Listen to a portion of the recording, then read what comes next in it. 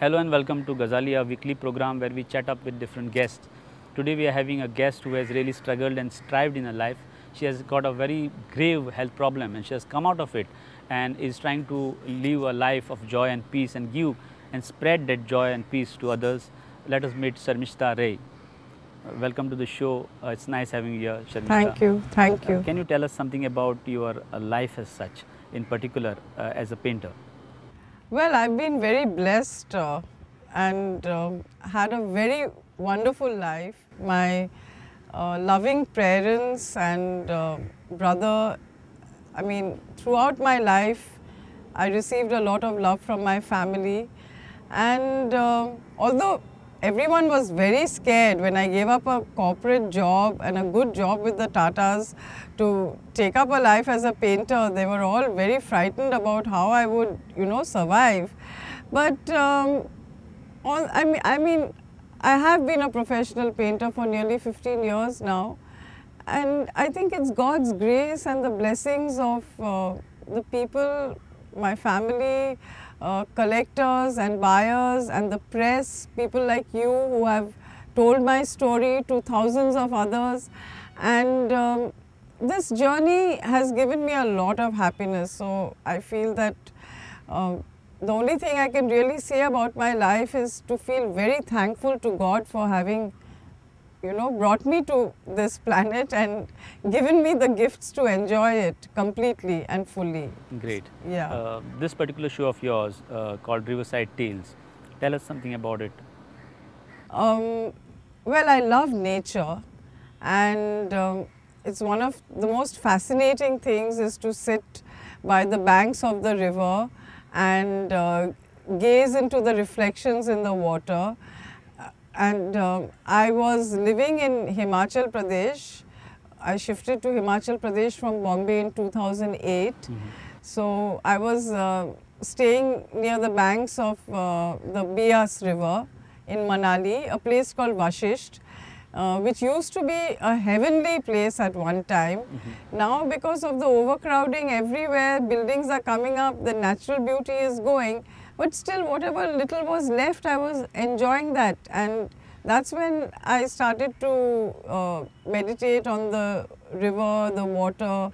And I did some pastel sketches because I was already very sick by that time. And I was already having medical problems. I didn't have the capacity to go in for big size paintings. So just to keep myself going and happy, I would do sketches, small sketches with oil pastel or watercolor, but something which I could keep doing.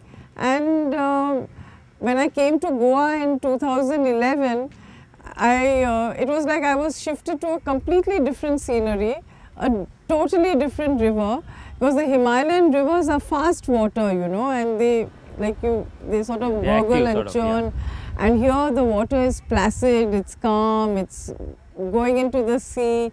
It's as if, the beginnings are full of froth and, there's a lot of energy at the beginning and then it sort of calms down. And so living next to the Nerul River, which is one of the tributaries of the Mandovi, I carried on. And here I did more sketches, watercolors and oil painting. And I'm hoping that if this show of mine is successful and if the finances come in, then I can do big size paintings. As an artist, I always want to do paintings which are 2 feet by 3 feet.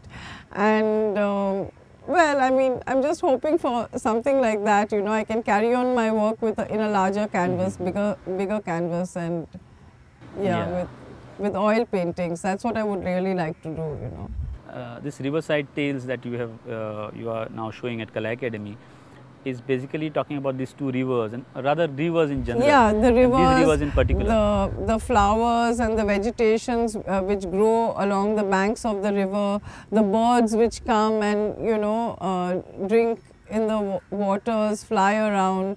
I'm just trying to capture that beauty. That's it. Basically, you can say because what I've seen your works.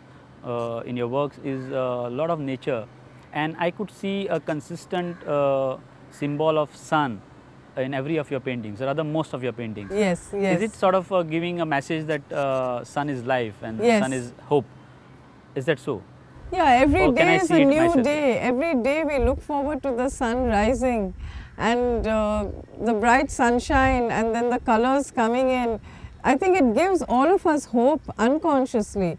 I mean, maybe people are busy, they get up in the morning, they're rushing to the office, they don't have the time to notice all this, you know, the beauty of nature all around. You can say they don't have time to stand and stare. Yeah, they don't have the time to stand and stare. Okay. I'll go a bit in the past now. Why did you think of leaving or chucking up this job, very comfortable job that you were having at Tata Consultancy, one of the biggest software firms, and then you were also a journalist? Why did you think of chucking that up? You know, a very cozy, a comfortable job, paying you regularly, monthly. Yeah. Why did you really. do that? I mean, this was this was sort of a gamble. It was really a gamble, as you say. I took a lot of risk, and I was nearly 40 when I had my first exhibition in '98. I was 38 years old.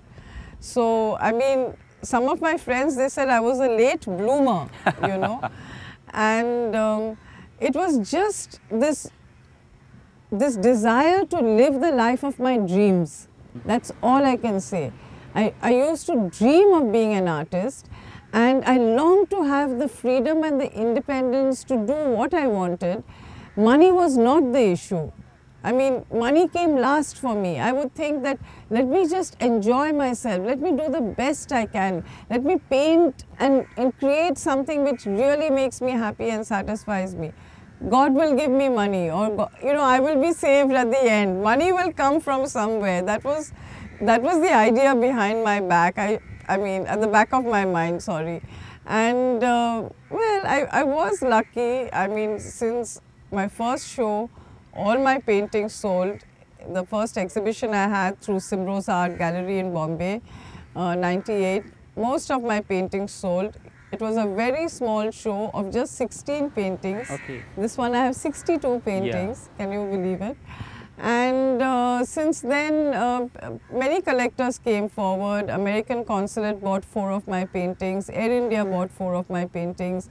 Mahindra and Mahindra, Godfrey Phillips, Camlin India, the National Center for Performing Arts in Bombay, Bombay House, the Tata Sons headquarter, they picked up my works, and collectors from all over the world, you know, private collectors.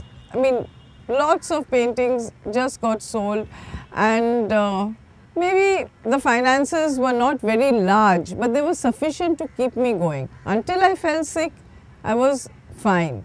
But with the illness, with the treatment, the dialysis, and also the fact that I never took a medical insurance, Okay. I lived a life of risk, I know. Yeah. So, but I'm trusting God to manage that for me. That's all I can say. I'll go a bit personal. How was it, I mean, the day you realized that you were having renal failure? Something that really shocks everybody, Yes. because you need to go through a dialysis and certain type Yeah. of regular medical checkup, which you Yeah. cannot live a normal life. I can understand it because my own cousin, a distant cousin, was suffering from that. So I understand that Okay. difficulties. How was it the day you knew, rather realized that you were having this problem? Yes. My mother is a doctor, and she diagnosed me. I mean, she pinpointed that it was renal failure. And she said that since I was over 50, you know, the chances of a recovery were very low. Okay. Yeah. And she also told me that after renal failure, it normally, the prognosis is that it leads to multiple organ failure, heart, liver, all the other, because the body can't take the stress of one organ not working. And a vital organ like the liver, like it's almost like the heart, yeah. So, I mean, mentally, I was disturbed. I mean, it came as a shock. I didn't expect that, you know, but when I thought about it, I felt that I'm not scared to die. It's not about that. It's being more scared to live with suffering. That's true. So, I I had actually given my life to Jesus 10 years back. I had taken baptism 10 years back. And at that moment, I just thank God that I've received salvation for my soul. Honestly, you know. I said, if this body has to go now, let it go, you know. I have eternal life. I will live with my Lord in heaven. I will be out of all this earthly suffering. Yes, there was this pain of leaving my family, my daughter, all of you, you know, this beautiful life on planet Earth. But on the whole, I was looking forward to something better happening for me in heaven. So when I came to Goa, I thought I'll just die in a warmer place, in a tropical climate. In Himachal, I was very cold, it was winter time.